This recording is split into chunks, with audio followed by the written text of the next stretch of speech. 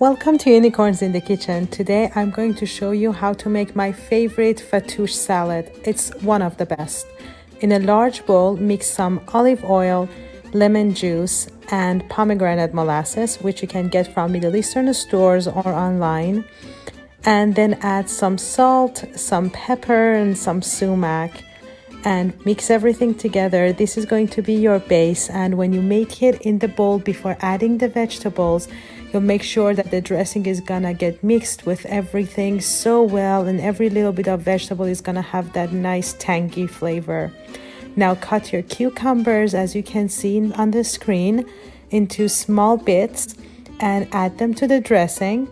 Next, we're going to move and cut our radishes. I love radishes in this recipe. They just add like that little, very nice zing and flavor. So good. Add that to the cucumber. Now for the herbs, here I have parsley and mint. You can also add some green onions. That would add such a nice flavor. Add that to the vegetables as well. And now it's time for your lettuce. Chop down your lettuce, as you can see.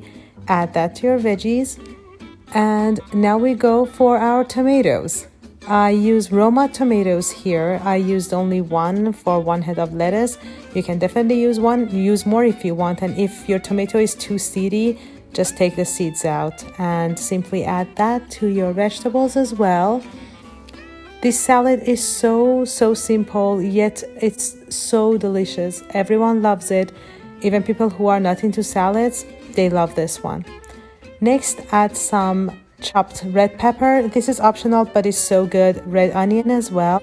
Now for the best part, the pita chips. There are so many ways to do this. You can fry them like the classic way.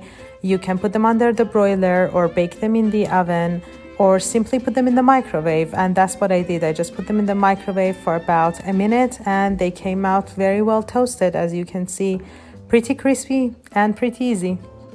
Add that to the salad as well. Give it a gentle toss. What's important about fattoush is that you want to make sure that you have it right away and don't let it sit too much, because otherwise the bread will start to get soggy a little bit, and that's not what you want. I always like to top mine with some more pita chips, and that's basically it. You can have this with grilled meat or any kind of dish. Enjoy!